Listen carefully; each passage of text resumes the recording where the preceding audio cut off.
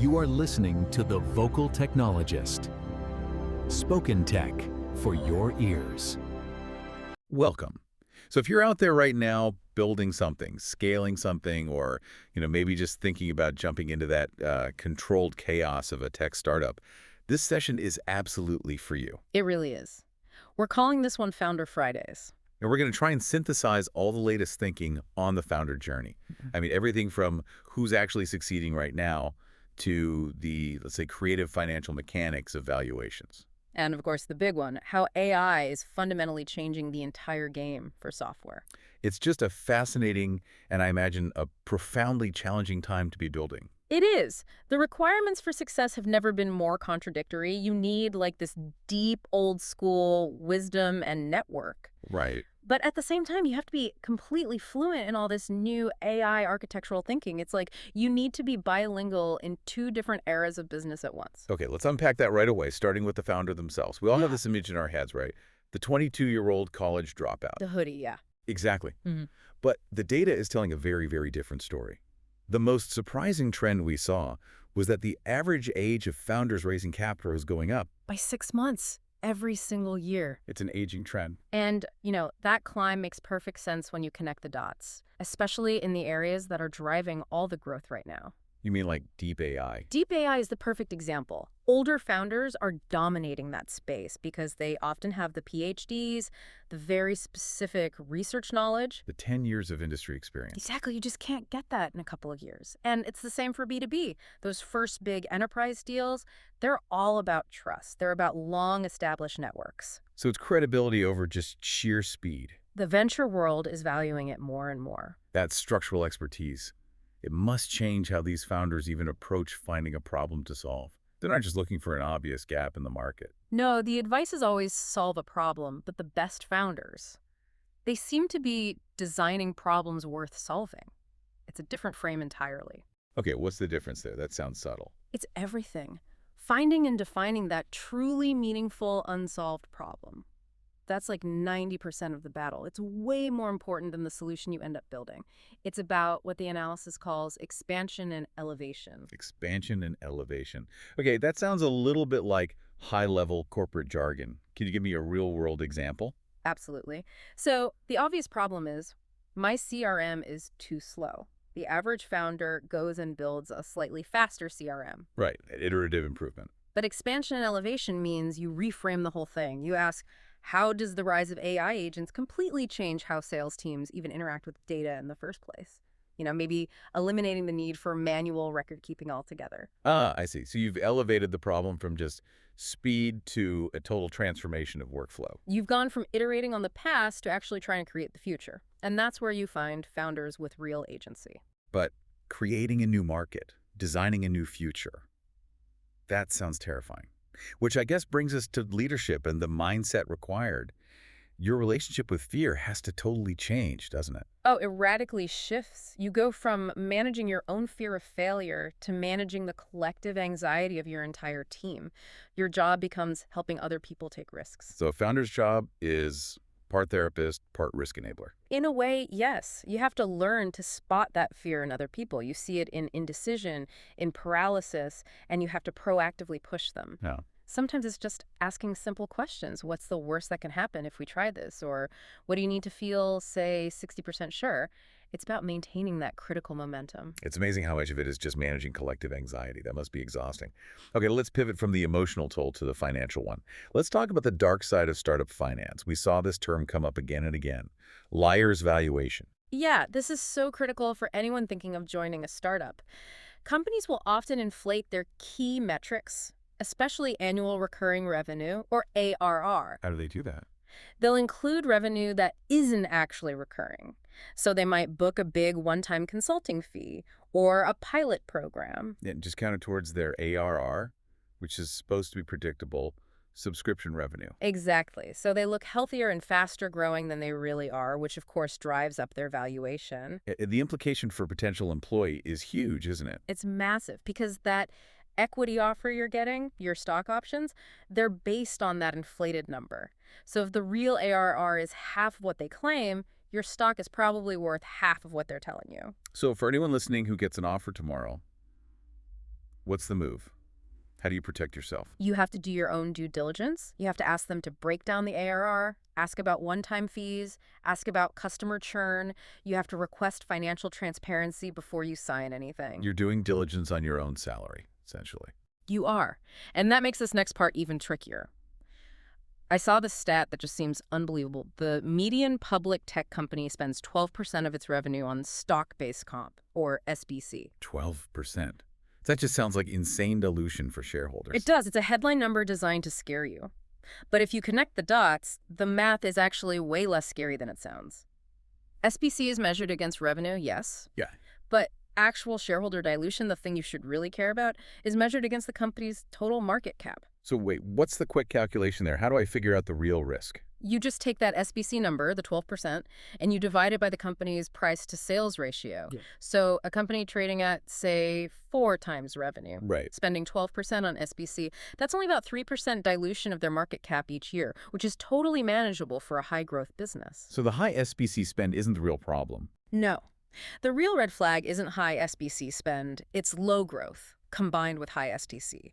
It's the company growing at 5% a year that's still handing out stock like it's a hyper-growth story. That's where you see massive dilution for almost no return. That brings up a tough subject. What happens when it all falls apart? After a founder loses an investor's money, how do you manage that reputation? Reputation is maybe the single most valuable asset a founder has.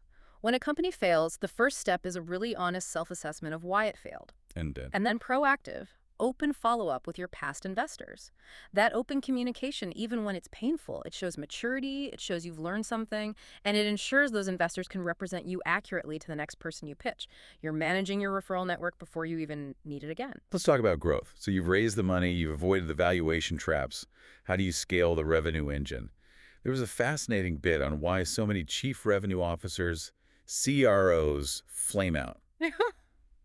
The CRO paradox. Yeah, the playbook manager style just isn't cutting it anymore. Too many companies hire a CRO thinking they can just install some pre-packaged system without getting their hands dirty. But a successful CRO has to be a closer. They have to be a closer. They have to be personally involved in the biggest deals. They need to know the product inside and out, be able to demo it themselves. It's almost like a founder 2.0 role, not just a manager. It absolutely is. And critically, they have to show up in person. You can't build trust and culture in a high-stakes sales org just over Zoom. Face-to-face matters. Speaking of insane growth, we have to talk about Lovable. This is an incredible case study.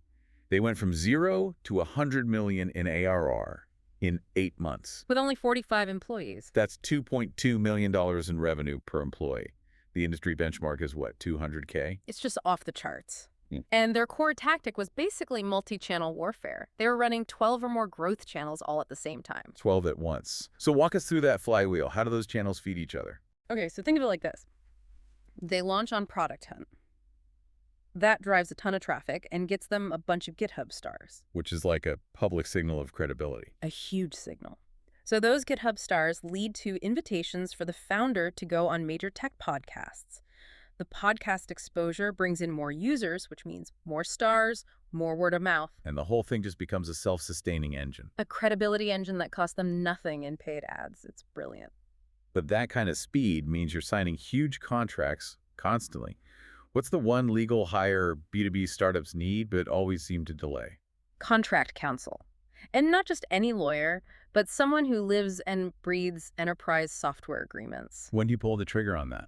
The rule of thumb we saw was if you're signing at least 2 major enterprise contracts a quarter, you need this person either full-time or fractional. But it sounds like an expensive overhead cost. What's the immediate ROI? It's huge. It pays for itself almost instantly. It shortens the sales cycle because the legal back and forth is always the biggest bottleneck. And it protects you down the line. It's defensive architecture. It stops you from signing terms that let a customer take advantage of you, especially during an acquisition where bad contracts can literally devalue your company by millions. Defensive architecture. That's the perfect segue to AI. This isn't just a feature, it's redefining the building blocks of software. First, let's talk about the market itself. It seems to be splitting in two. A complete bifurcation, yeah. It's split based on cost versus quality. On one side, you have enterprises. They need guaranteed reliability, precision, security. So they're paying top dollar for proprietary models. Exactly. And on the other side, you have consumers and developers who are using cheaper open source models for experimentation, for play. But the key is the proprietary guys still have pricing power because they won the segment that has to pay for quality. And this tech shift is breaking down a really old trade-off in software design, right? Yeah. The idea that you could have customization or affordability, but never both. That trade-off is completely breaking down. AI isn't killing software, it's allowing software to become infinitely personalized. We're moving into the age of composable software. Okay, composable. For those of us not living in the API world, what does that actually look like in practice? How do we get to an end market of one? Think of it like Lego bricks, but intelligent ones. Instead of one giant piece of software that's the same for everyone, AI can take different components, an invoicing module, a data tool, a CRM piece, and chain them together uniquely for you. So it builds a custom workflow for my specific job. Perfectly for your job, not for the generic salesperson title. The software is finally built for an end market of one. It's making the personal computer actually personal. On The Vocal Technologist, this is a theme we see coming up again and again. That is a staggering shift. But I keep hearing this prediction that AI agents are going to kill systems of record, like your CRM or your ERP. Yeah, the idea that agents will just pull data from anywhere so you don't need a central database. Right. But you think the opposite might be true. I think the opposite is almost certainly true. The more you automate decisions with agents, the more absolutely critical a single, unassailable source of truth becomes. Why? Think about it. If you ask your sales team for ARR, you get one number. If you ask finance, you get a different number.